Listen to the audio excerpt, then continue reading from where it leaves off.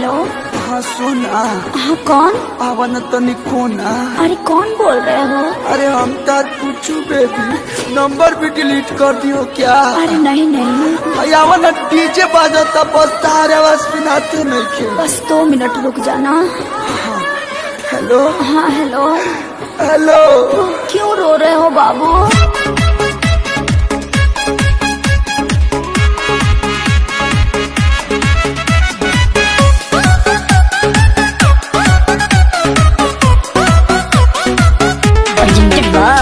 Adishakti films.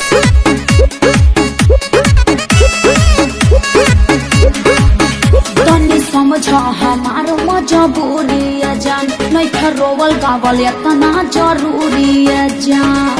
सोना छोड़ के चली जाओ। तनी समझ हमारो मजबूरी है जान, नहीं था रोवल गावल इतना जरूरी है जान। बड़ा तू बच्चन तया जाना यही जे समझ के देखे आई तोहरा दुआरा पर बाजत होई डीजे। चिमी चिमी चिमी आजा आजा आजा, तोहरा दुआरा पर बाजत होई डीजे। होई दीवाना के कुर्ता लोरावे से भीजे।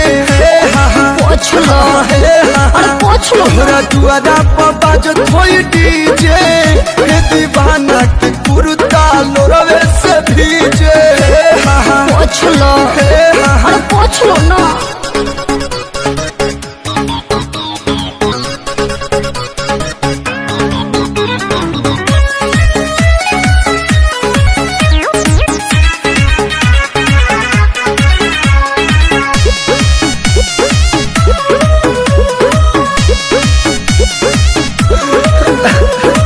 ऐसे न रोवाया जा, छछनता हमारो परा।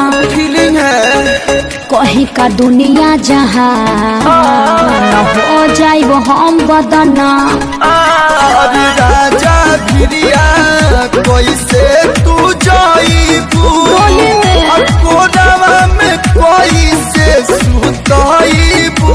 अरे मुड़ी धके प्यार नहीं पाई हमसे शादी करे जे। तो काहे के जाता रू तोहरा दुआरा पर बाजत होई डीजे।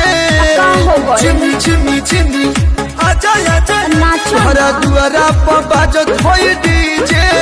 हे दीवाना के कुर्ता लोरवे से भीजे। पोछ लो, अरे पोछ लो। तोहरा दुआरा पर बाजत होई डीजे। हे दीवाना के कुर्ता लोरवे से भीजे।